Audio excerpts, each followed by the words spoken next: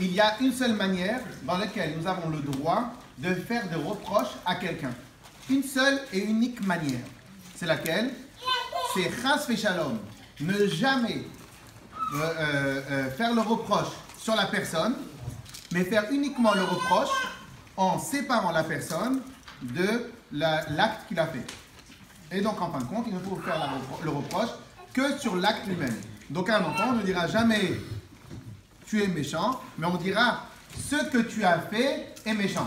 Tu n'es pas, toi, tu n'es pas quelqu'un de mal, c'est ce que tu as fait qui est quelque chose de mal. Ça, c'est une règle absolue dans l'éducation.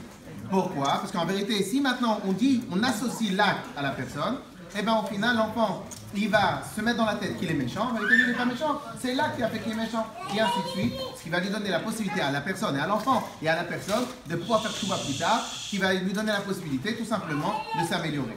De qui avons-nous appris cela? De qui avons-nous appris cela? De Yaakov Avinu le premier. Dans la paracha de la semaine, il y a marqué Arur Apam qui az.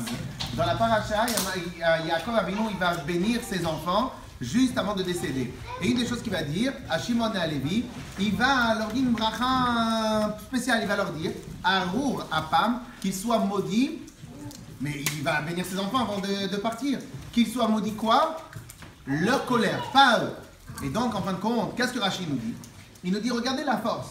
C'est que les Bnei Israël sont tout le temps bénis. Pourquoi? Parce que même au moment où Yaakov Avinu, il était apte, il aurait dû les maudire à eux directement, parce qu'ils avaient fait quelque chose de pas bien du tout. Malgré ça, il ne les a pas maudits à eux, il a maudit que leur colère.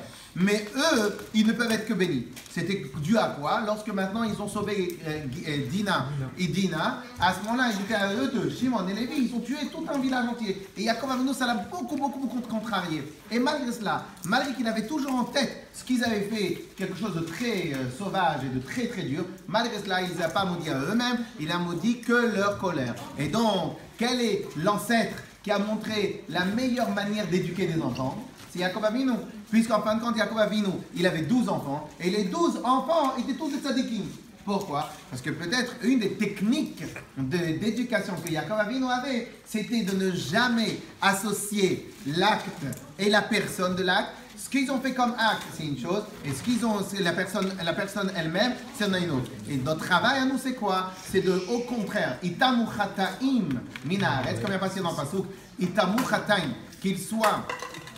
qu'ils s'arrêtent, les chataim, les fautes minaret. Et il n'y a pas bien marqué que c'est les fautes qui doivent cesser, il n'y a pas marqué itamu chotim, qu'ils cessent les fauteurs de la terre. Donc en fin de compte, on doit toujours faire la différence entre les fauteurs et la faute. Le fauteur, lui, on attend qu'il fasse chouva. C'est la faute et le yetzer hara qui doit partir.